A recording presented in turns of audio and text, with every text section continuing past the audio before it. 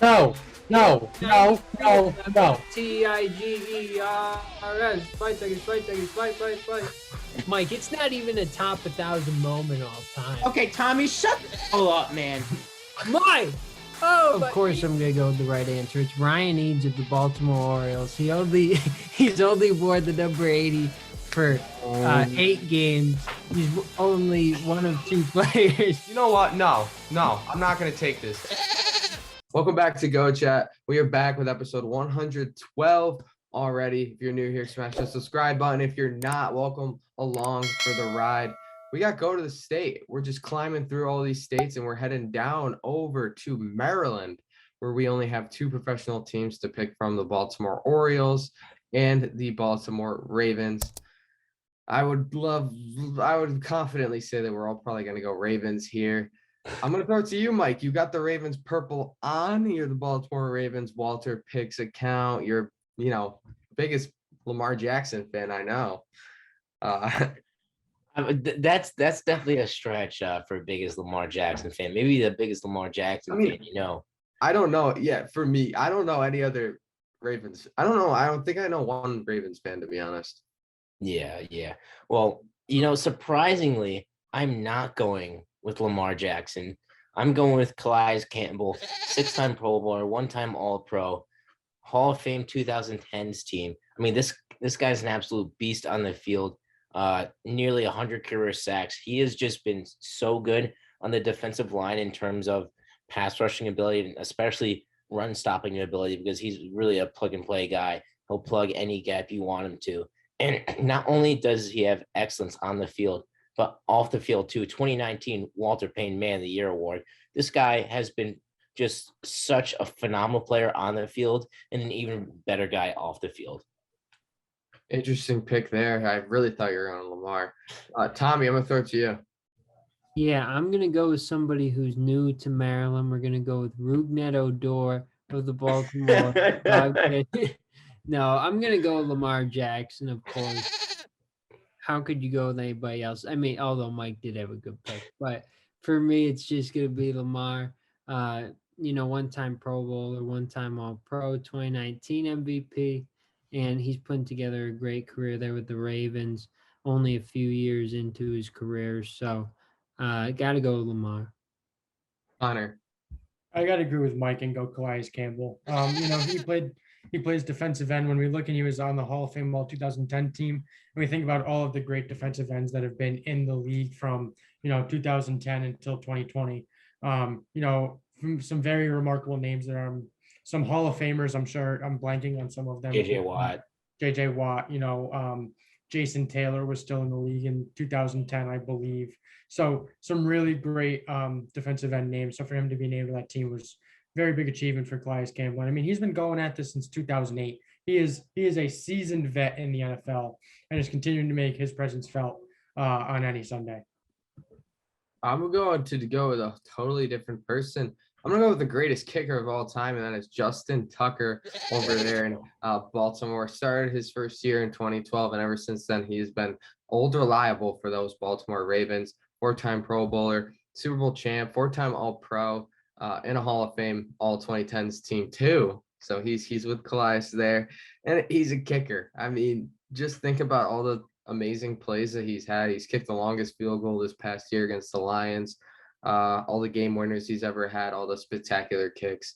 This guy is literally has a highlight reel of his whole career, and it might be a better highlight reel than the average quarterback going into the NFL.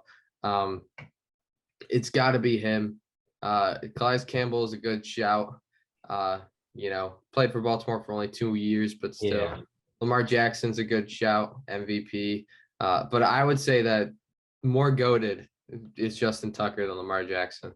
Yeah, Matt, you make some really good points there. And obviously, Justin Tucker, one of the most reliable kickers ever, best kicker in the 2010s. Many would say, he's turning out to be that as the 2020 decades has started. The only reason I'd pick Calais Campbell over Lamar Jackson is just because he has, more years of experience. Lamar, I think this is his 3rd or 4th year starting. So obviously he won an MVP and all that stuff. He's been phenomenal, but the track record from Calais Campbell. Obviously, Justin Tucker was a great choice as well, but I think Calais Campbell just has the edge for me.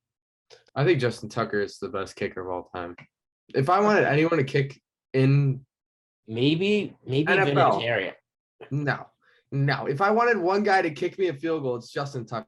No question. I'm about agreeing it. with Justin Tucker, but there, Adam Vinatieri was great, and he played in the league until he was in his 40s, whatever. Won Super Bowl, that's fine. Bailed Brady out of a Super Bowl or I'm getting a trusting Super Bowl. Justin Tucker over Adam Vinatieri, I think 10 out of 10 times. I don't know. I think it's a closer discussion than you guys pose. But Oh, sure. I think it's close, but I'm saying confidently that it would be Tucker.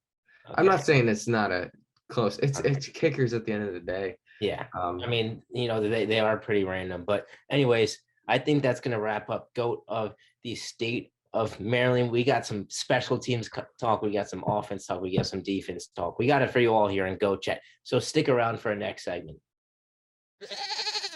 Hello, everybody. Welcome back to GOAT Chat. Now we have an MLB segment, and we're in a rare time for Major League Baseball, obviously. They are currently in the midst of a lockout, their first work stoppage in 26 years. So some history going on right now, certainly not the type of history we want. But on December 2nd, the MLB owners unanimously voted to lock out the players, and really haven't had much movement since then. And, obviously with a lockout, no transactions can take place of any kind other than, coaching changes, which I think we will see from your team, Mike, with the Mets. I think they're going to get their manager during this time. But, there was a big flurry of activity prior to the lockout. And it was unlike anything I've ever seen, for sure. I don't know about you guys, but it was like the trade deadline, in the offseason. It was just crazy. Max Scherzer going to the Mets, and obviously the Mets had the biggest, week, or it was more like a weekend. Just in a few days, they had some big moves. We're going to talk about all that. Corey Seager to the Texas Rangers, another big move.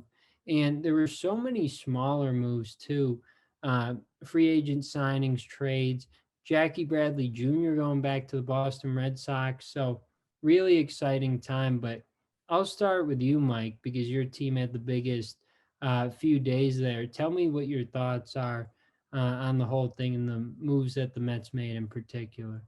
Well, I mean, first off, this was the hottest stove we've ever seen in Major League Baseball. Usually in terms of free agents, it takes forever for anything to get started. And it was kind of nice to have that deadline, because it was kind of a good balance between, like the NBA or like the NHL, where like all moves are made in one day, but it was spread over like a week of time. So you had like a nice little moment to digest everything that was happening, but it was all happening so fast. And obviously the Mets, I think, are the biggest winner this offseason, no doubt. They fill a huge need with signing the best center fielder on the market, Marte. They bring some speed to that lineup, something that they haven't had in a long, long time, and a Gold Glove caliber center fielder. Obviously, he's 33 right now, and hopefully he won't fall off that physical cliff, but he keeps his body in really good shape, still north of 40 bases last year. And obviously Max Scherzer, absolutely huge.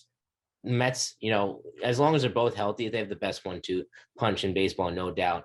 And if they play up to the level that, we expect them to, it could be the best 1-2 punch in the history of baseball. So it's absolutely phenomenal what Steve Cohen has been able to do with this team. And he also filled out some other needs with Eduardo Escobar and Mark Canha, two really underrated players with all-star potential. And I love what the Mets have done. Now they just got to go out and get themselves a manager. For sure. No, to me, they're the biggest winners of the off season thus far, for sure. I mean, and I even forgot about Mark Canha. Just some obviously high profile moves, but also some that I think kind of, fly under the radar and can really help them. But Connor, what do you think? Who's the biggest winner? And just your thoughts on the whole thing. Yeah, just to mention on the lockout really quickly, it really is devastating for the players. Those players love to go into those team facilities, work out with each other, really keep that team chemistry high throughout the offseason. Obviously, players can get together, go work out in their home gyms, in their basements, whatever they do, but not being around in that team facility is really, really tough on these players, trying to get together, really keep that team morale up. As far as the stove being piping hot, I mean, it was because that players knew this lockout was imminent. It was coming. Teams knew it was coming. They wanted to get pen to paper as soon as possible. And I mean, it was quick and very often. Obviously, I mean, I think the Mets are undoubtedly the winner. They had so many great moves. I mean, Mike, just imagine if Trevor Bauer didn't piss off the Mets last year. I, I mean, that was, very fortunate for the Mets not to sign him.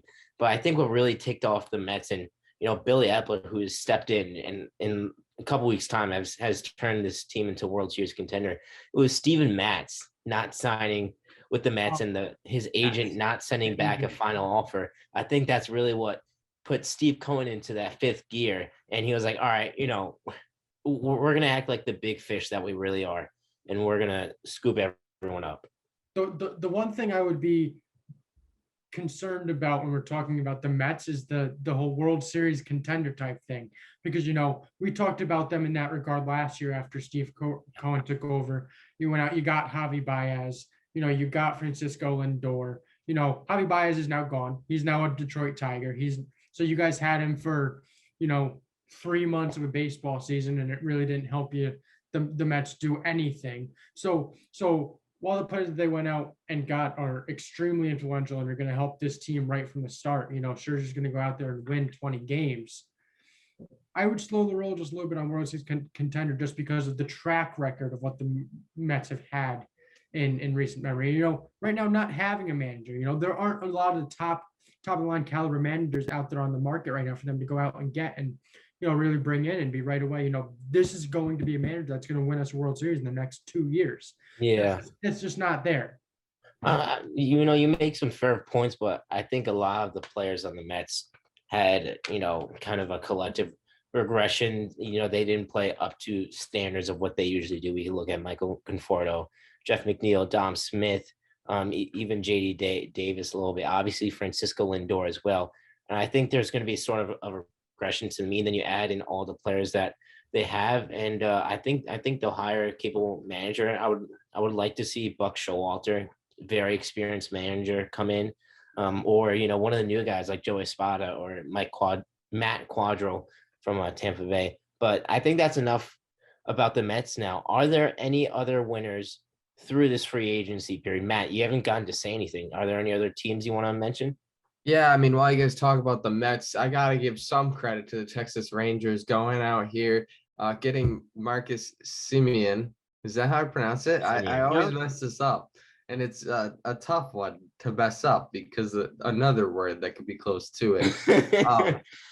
But I mean, he had an incredible year last year. He was third in MVP voting. He was an All-Star, Gold Glover, Silver Slugger. He set the record for most home runs by a second baseman, led the majors with 86 extra base hits. This guy has a lot of quality to bring to the Texas Rangers, who were 29th in batting last year. 29th. So that they really needed him. And just think about who he brought in. The start of the wave with John Gray signing with the Rangers to help that pitching rotation. Then a huge deal with Corey Seager, which we could talk about the deal. It's a little overpriced, but still, Corey Seager was on the Dodgers, one of the best players. And they're just getting a ton of help batting wise. And even with that infield that they're going to have, second base, shortstop, bringing those two guys in, I think it's going to really help them a lot. And it's not, they're probably, I would say most likely they're not going to be as good as the Mets. You never know because it's the Mets.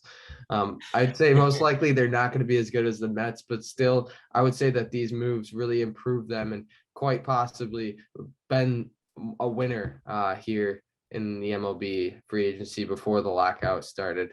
And even thinking about the lockout, I mean, we haven't seen a pro sport lockout since the 2012 NHL, I'm pretty sure. So it's been a while since we've seen a lockout. Yeah, it has been a while. And obviously the lockout kind of kickstarted all these moves. And in terms of the Texas Rangers, I think they've made a couple really good moves. Honestly, my favorite move was John Gray for under 15 million a year. I think he's gonna really blossom outside of Coors Park in Texas. Even though it's still a hitter-friendly park, much less so than Coors Field. That Corey Seager signing, obviously, he's going to come and help, but it was a big overpay. I think the Rangers are a fringe playoff contender at this point because there's still a lot of holes in that roster. They're still very young, and they definitely still have some other holes to fill. Another team I want to point out as a winner is the Detroit Tigers. I think they made a couple of really good moves with Eduardo Rodriguez, who, obviously his normal stats don't look great, but he was the most unlucky pitcher last year in Major League Baseball. He had a FIP of just 3.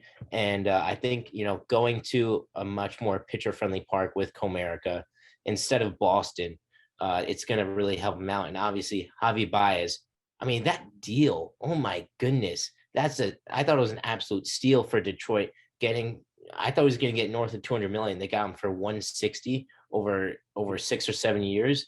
And 140 over 6. Yeah, that's an absolute steal. And I was disappointed that Steve Cohen couldn't make that deal, but understandable given how much money they already spent. But when he got traded to the Mets, he was batting 300.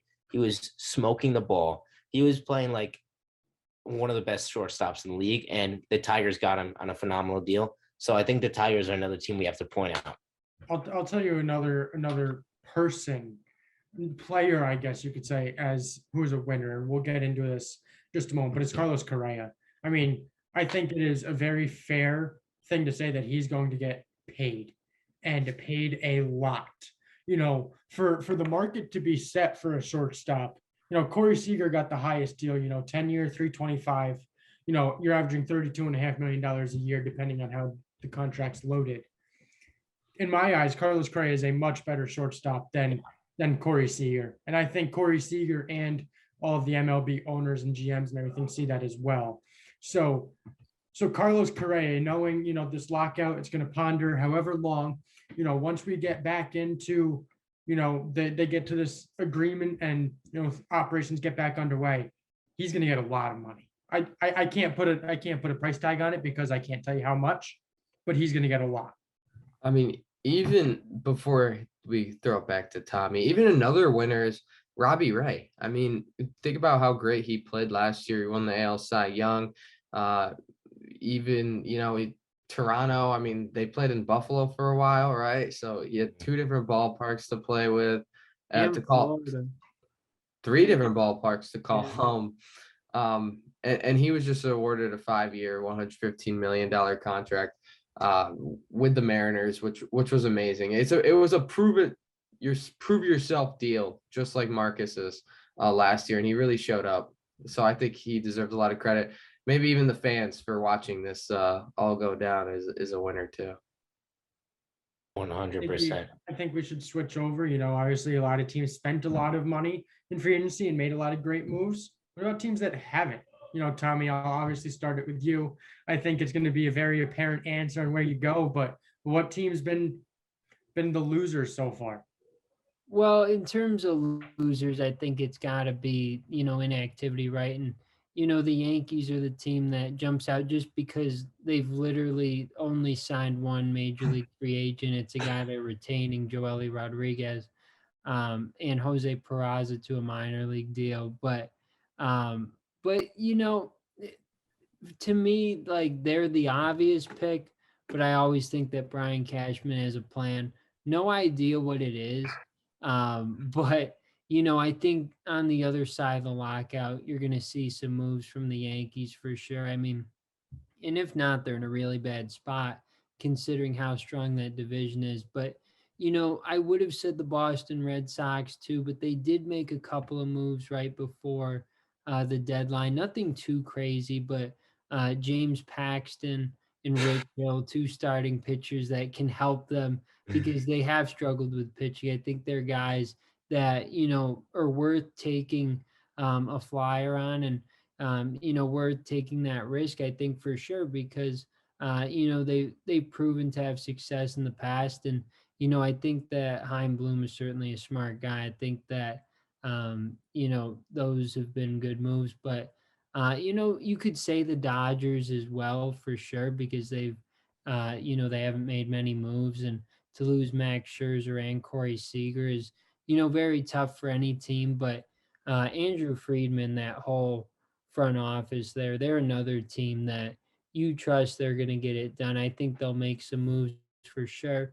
So they're not a concern. But as of now, you could say they're a loser. But, definitely interesting how different teams approach this.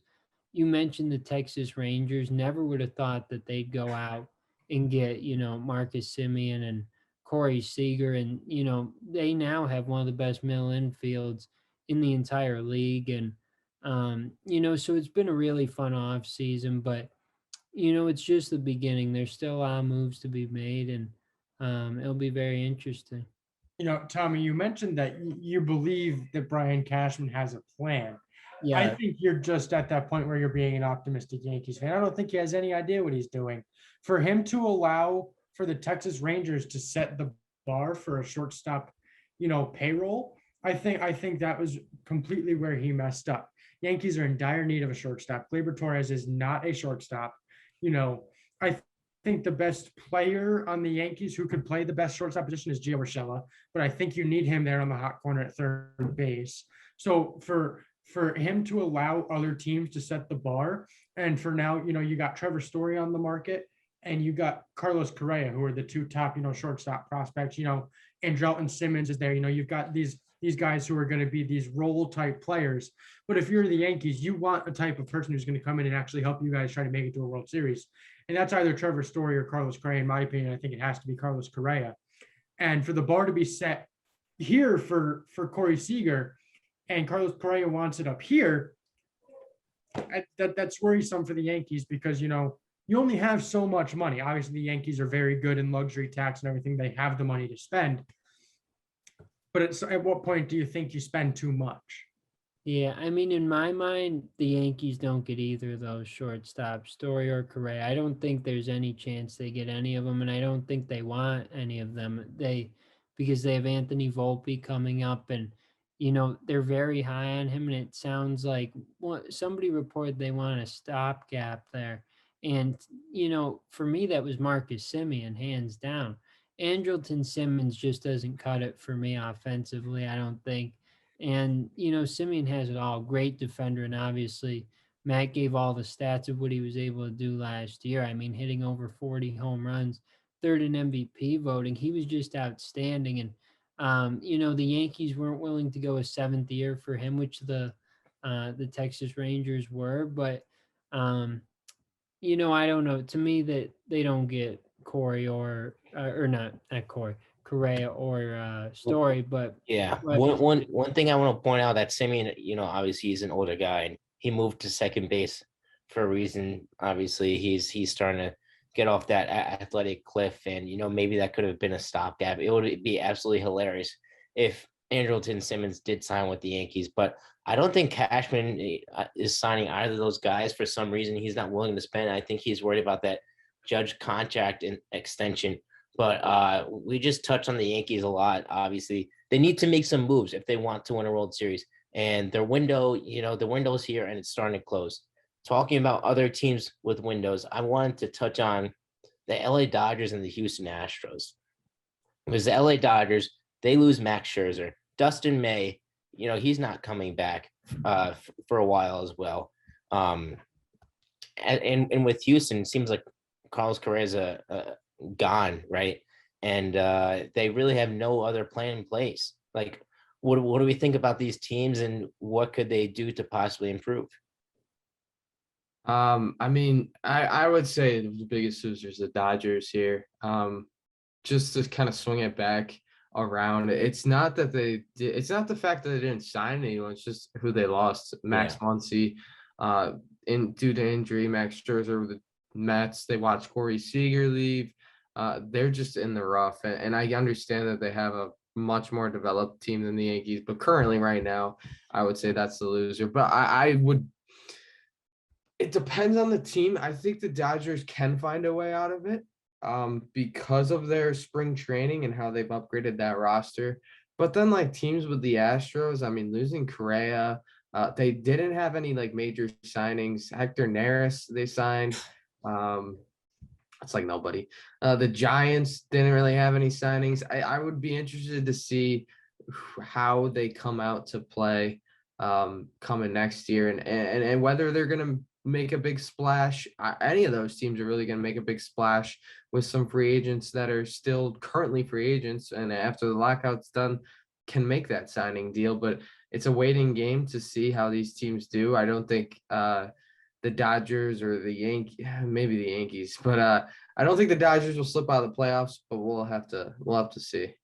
I think the Yankees could for sure. I mean, with how strong that division is, I think that they could easily be a fourth place team with the way the Blue Jays are on the rise and, the Red Sox making it to the ALCS and the Rays are still incredibly good. So, yeah, to me, the Yankees missed the playoffs today if they don't make any moves. But Yeah, I go ahead, Mike.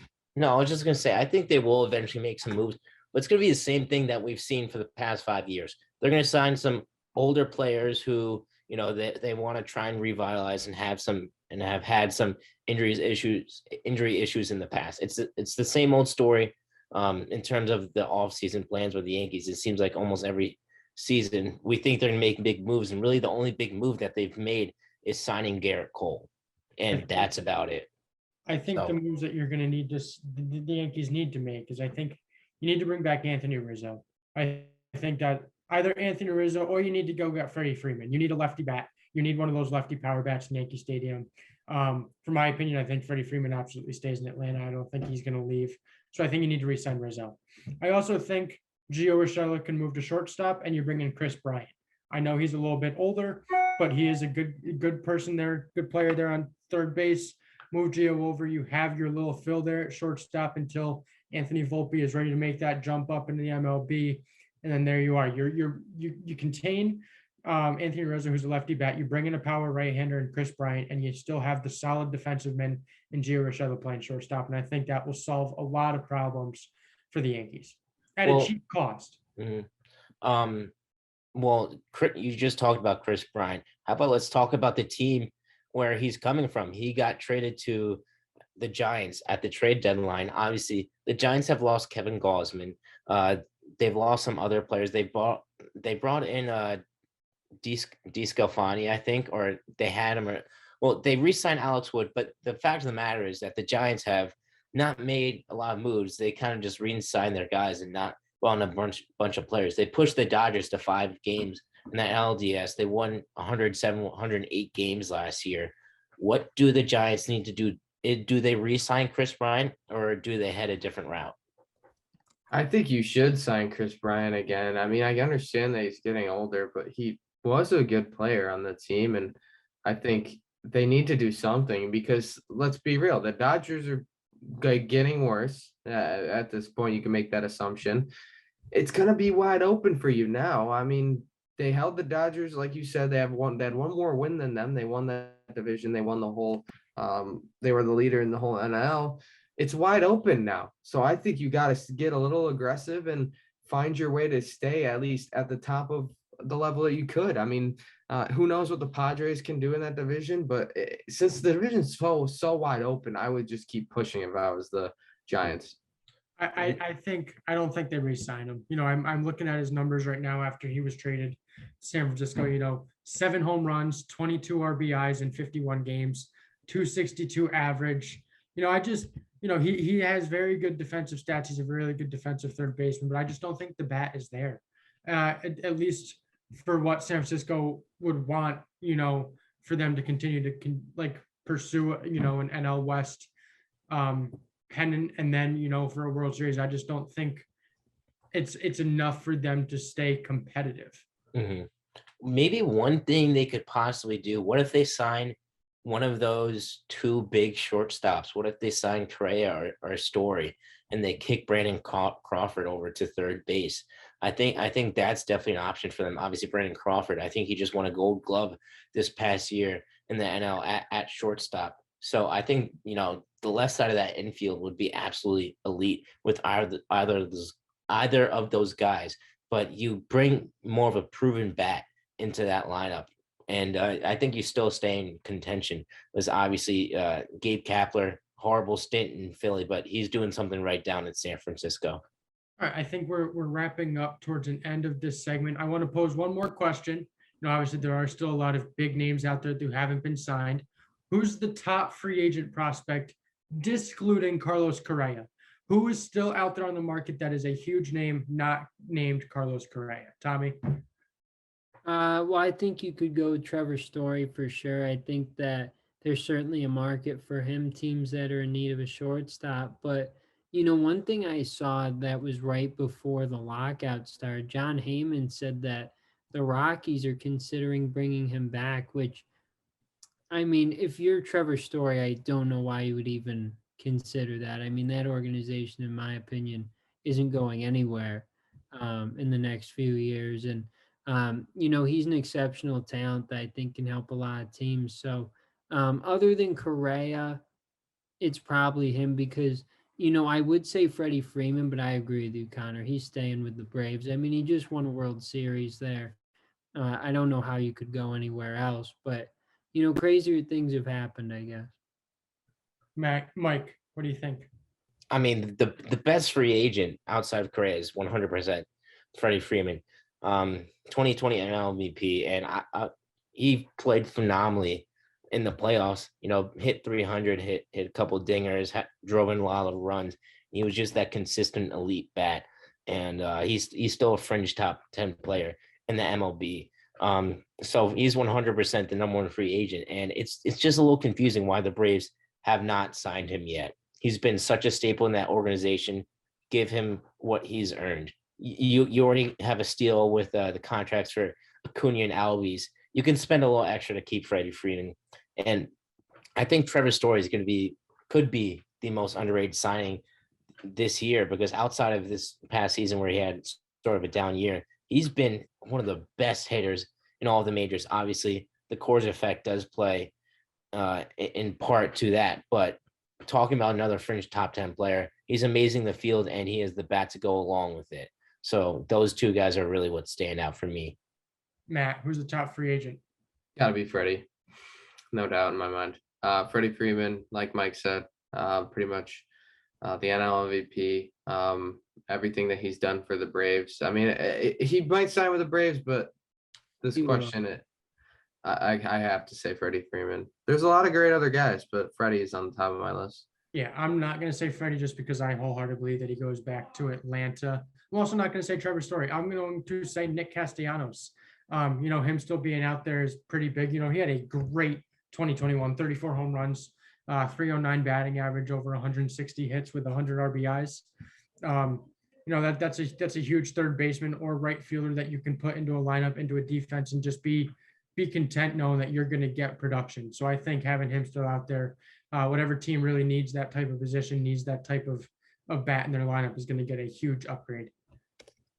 What about Yasiel Puig signing in Korea with the Kiwoom Heroes?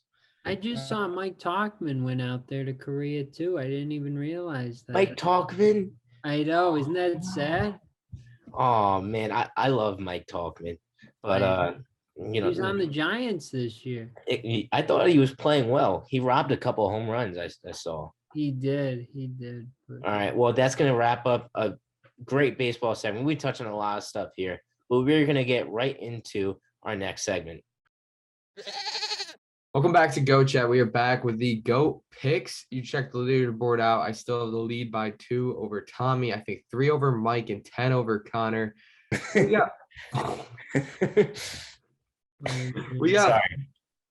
got 4 great games this weekend. A college basketball game on Saturday. We got 2 football games on Sunday. Then we obviously got the Monday Night Football game, which is also a great game. Starting with college basketball, we got Houston at Alabama. Houston actually does have the matchup predictor via the ESPN Basketball Power Index. I know Tommy likes looking those up, but prior to watching or prior to picking, I'm going to stick with Alabama though. They're coming off best win, and I have no clue. Best win in past 2 years, regular season wise, against Gonzaga. They won 91-82. I'm gonna roll with their hot hand and the number 9 seed. Tommy. Yeah, I'm gonna go with Bama as well. I don't have as much insight as Matt Cain, but we're gonna go with Bama. This is a very tough pick because obviously these two teams are very close, but I think because Bama is home, I'm gonna have to roll with them too, and obviously they're coming off, one of the best wins you could possibly have. Going right. Houston. We're getting a game back. There you go. I never know. All right. Next game we got Washington football team versus the Dallas Cowboys. This game is on Sunday. I believe if it's at 1. Yes, it's at 1. I think Dallas is definitely going to win this game. Washington has played their heart out and they played really well. I just don't think it's sustainable for this week. And I think Dallas is just continuing to get healthy, and they've had 10 days to prepare for this. Pretty key game in my opinion, but I think Dallas is going to run away with this. Tommy? Yeah, I don't know. I'm gonna go Dallas. I was thinking about going with the football team, but we are gonna go with the Cowboys. Mike? Of course, I got to go with Dallas. Matt, you mentioned it. They're starting to get healthy. They just had 3 games in 12 days. It's usually the toughest stretch for them coming off Thanksgiving, and they had a lot of time to rest. Randy Gregory's going to be back. It's going to be the first time since week 1 Micah Parsons, Randy Gregory, and DeMarcus Lawrence have all been playing here. And Amari Cooper, his snap count is going to be bumped up as well. I'm confident in Dallas this game. Knock on wood. And Mike McCarthy's back too. Mike Connor? McCarthy is back as well. Most important piece. I'm going with Washington. I think they're really starting to figure everything out. They started 2-6. Now they're 6-6. Heineke's playing great. Antonio Gibson coming back from the injury after the bye has looked like he's really good, 100%. And the defense is coming together, without Chase Young. They're still able to fly to the ball and playing pretty effectively. So I'm going to go with the football team. Next game we got mangled finger Joe Burrow and the Cincinnati Bengals going up against the 49ers at 4:25 on CBS. Tremendous game. I think this might be one of the best games of the week. I'm going to stick with the Cincinnati Bengals. I think that they're coming into full fruition here. They almost had a comeback against the Chargers last week. Joe Mixon is playing as at the top of Joe Mixon's game, and Joe Burrow. I mean, the heart that he has after literally his finger looked so bad, and he was grimacing on the sidelines last week. I think with that mentality at home, they go and win this game. Tommy? I'm going to go with the 49ers. Going to go with the visiting team. Again, no insight. Very odd of you, whatsoever. Tommy, to go with a visiting team. I know. No insight on this. I just feel like I got to gain a game, and this is going to be it. Mike? Yeah, this team, this matchup is very close. 49ers, coming off a tough loss against Seattle in Seattle, and they got another road game in Cincinnati, and I'm going to take the Bengals. I think Elijah Mitchell is probably going to be out. Jeff Wilson's probably going to be out. That leaves him with Jermichael Hasty in the backfield. Jeff Wilson's playing. He practiced fully on Thursday. Jeff Wilson's good. Okay. I think still, I think Elijah Mitchell is still a much better player, and they're really predicated on their run game, and I don't think they'll be able to do that effectively against Cincinnati, leading the Bengals to a win. Connor? Yeah, I'm going to agree with you guys and go Cincinnati here. I just need to play safe, get the win. Without Elijah Mitchell, I think that's big. Jeff Wilson, and he's definitely a step down, but also I'm thinking, Deebo Samuel still might play, and they've been using him in, running back packages as well. So not having him out of the backfield as well, I think is going to be really tough. For San Francisco, I think Cincinnati takes advantage and wins this game. Deebo's supposed to play, I'm pretty sure. He's sidelined, but I know he's been practicing on the sideline throughout the duration of the week. So I don't know how effective he's actually going to be. He was listed as did not practice yesterday or on Thursday. So interesting. All right. Next game we got last game, Monday Night Football between two bitter rivals, two teams that we really thought highly of the whole season. Arizona Cardinals versus the Los Angeles Rams. Rams coming off a big win against Jacksonville. Cardinals coming off a big win against the Bears, guys. I'm going to stick with Arizona. I think Arizona's the better team here, even though I literally was the Rams spokesperson this whole year. Arizona's defense is looking as great as they could possibly be. And Kyler Murray's second game back, DeAndre Hopkins' second game back. It's going to look even prettier than last week. I have to go with the Cardinals here. Tommy. Let's go Rams. Another visiting team. All right, Connor or Michael, please. Rams are looking like they're the best team in the NFL right now, but I mean the Cardinals are, excuse me. But I got to go with the Rams here. You got to gain a game, and this is, these divisional matchups are tough. I think this is a game where the Cardinals could be stunned, and the Rams really get back into the flow that they were at the beginning of the year. And finally, Connor. You go with the Rams. I think Cooper Kupp has a monster game. Hey, I'm all for that. I hope you're right, man. We picked a great slate of games. I'm really excited to see how all of them play out. We got the go of the week coming up, and that is going to be another great topic because we have 4 great candidates for the go of the week. We'll see you after this. Welcome back to Go Chat. We are back with the go of the week.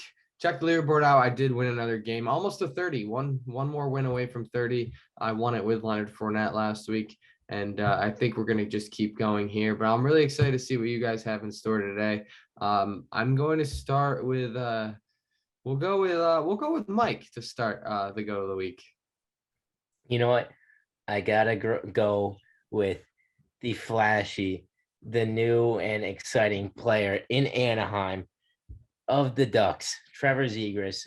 First off, this isn't only because of the goal. We'll get into the goal in just a second, but The assist. yeah, I mean the assist. But just a couple of days ago, he completed a streak of 3 consecutive games with multiple assists, and there are only 3 other players in NHL history to do that as a rookie: Matt Barzal, Artemi Panarin, and Patty Kane. All 3 of those went on to win the Calder Trophy. Trevor Zegras is starting to light up the NHL, and he not only lit up the NHL a couple of days ago, but he lit up the whole world with that Michigan assist to Sonny Milano. It was nothing that has ever been done in NHL history, and it lit the whole Twitter sphere on fire. Michael B. Jordan even, said something about it. Everyone was talking about it. But not only did he have that amazing goal, he is also putting points up on the ice. So it has to be Trevor Zegras. Yeah, I mean, that was a tremendous goal. I will or assist rather. I will say that. Phil Kessel did something similar to it. I don't know if it was exactly the Michigan that you're referring to, but he did in 2017 a similar assist. But nonetheless, that was an amazing. That's the play of the year easily.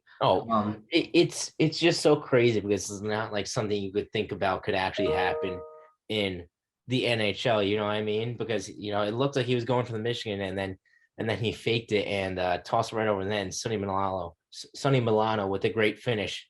Absolutely just amazing. All right, Connor, I'm going to throw it to you. Who do you got for Girl of the Week? Yeah, I'm going to go with someone better than that hockey player, and I'm going to go with Dalvin Cook. After missing a game, a lot of people said that his injury, he was supposed to miss 3 games. He only missed 1. Came out on Thursday Night Football against Pittsburgh Steelers and led a huge start to the game. Obviously, Minnesota was up 29-0. The game finished a little closer than that, obviously 36-28. He had 205 yards on the ground and 2 touchdowns, averaged over 7.5 yards per carry. I mean, he was unstoppable on Thursday night. Everything that he did was done effectively after coming back from the injury. So I just think Dalvin Cook had a great game. Again, 205 yards and 2 touchdowns, 7.5 yards per carry. Great game for Dalvin Cook. Tommy.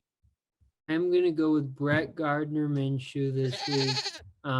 Obviously helped them get the win against the Jets. And, it's nothing to be too proud of, but he did have a really good game, even though it was against the Jets. Sorry about that, Connor. But I mean, Connor thought the Jets were going to win, Tommy. This is a little insulting. I told him that they were going to win, but hey, I'm rooting for the Jets. Robert Salsa is my favorite. But Did you know Robert Salsa did not plan for Gardner Minshew. He did not have a game plan against Gardner Minshew, and he came out and publicly said that. That's terrible. No, he didn't. It was one of the coaches for the Jets that came out and said, "Yeah, we did not have a defensive game plan for Gardner Minshew. We planned for Jalen Hurts." Mike, it wasn't a coach. It was the cornerback, Bryce Hall. It wasn't a coach. The TikToker? No, not that TikToker. But regardless, why would anyone on the team come out and say that unless they didn't actually have a plan for Gardner Minshew? They didn't have a plan for Gardner Minshew. They didn't, but they said that they didn't. That's just terrible. That's all I have to say. Well, since they didn't have a plan, he had a couple of touchdowns, 242 yards. Good day for him. Obviously, I'm not a football guy, but Brett Gardner Minshew. So that's my pick for this week.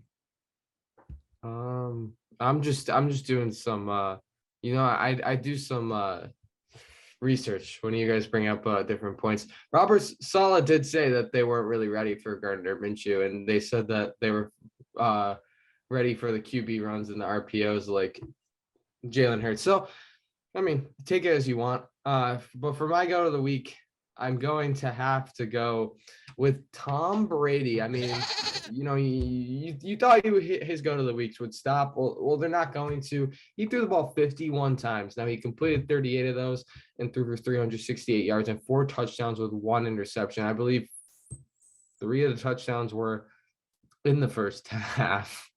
I mean, he lit it up in the first half. He had around 200 yards in the first half. I believe he threw the ball like 30 times in the first half. Just an incredible game from Tom Brady yet again. He had a bad interception, a little miscommunication here and there, but I think he deserves to go to the weak spot. All great picks though. Another person from Tampa Bay who had a fantastic game. Obviously, credit to Tom Brady. Chris Godwin, no touchdown, but he had 17 of those 51 targets, 15 catches, and 143 yards. So Chris Godwin definitely had a huge day for anyone who had him on their fantasy lineup. Mouth to feed over in Tampa Bay. Antonio Brown is out for forging a max card. So what an idiot. So there's still more mouths to feed. Cameron Brate got some action. Rob Gronkowski, of course. Tommy loves Rob Gronkowski. Of course, he got some action there in Tampa Bay. A lot of mouths to feed in Tampa, and Tom is just feeding them perfectly, really helping them out. Well, it seems like, we got another episode of Go Chat wrapped up, our 112th episode. Unless anyone will jump in and say anything, make sure to follow us on all of our socials, Instagram, YouTube, TikTok. Hit that like button, subscribe if you haven't, and we will see you in episode 113.